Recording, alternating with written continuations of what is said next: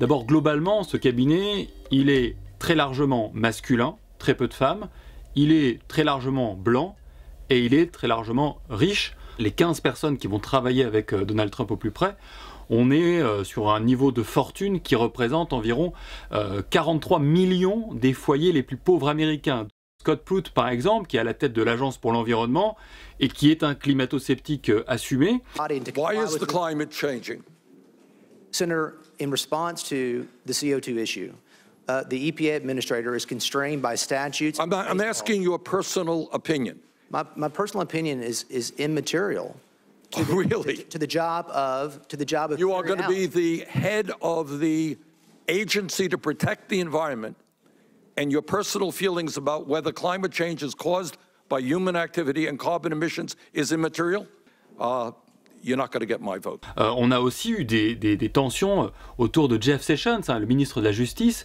On a ressorti en 1986, lorsqu'il était auditionné pour devenir juge fédéral de l'Alabama, on a ressorti une lettre de l'épouse, c'était Elizabeth Warren qui l'avait fait, une lettre de l'épouse de Martin Luther King, expliquant que Jeff Sessions avait été très modéré dans la défense des droits des minorités. Or, on sait que c'est un des enjeux principaux quand on est ministre de la Justice aux États-Unis.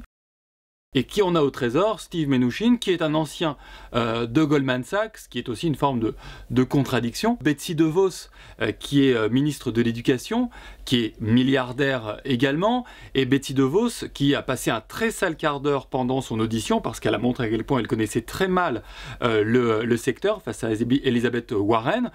My question is, and I don't mean to be rude, but do you think if you were not a multi-billionaire, if your family has not made hundreds of millions of dollars of contributions to the Republican Party, that you would be sitting here today? Betsy DeVos a été confirmé, et c'est historiquement rarissime, que grâce à la voix du vice-président qui est membre du Sénat, Rex Tillerson, qui est le ministre des Affaires étrangères, qui est l'ancien patron d'ExxonMobil.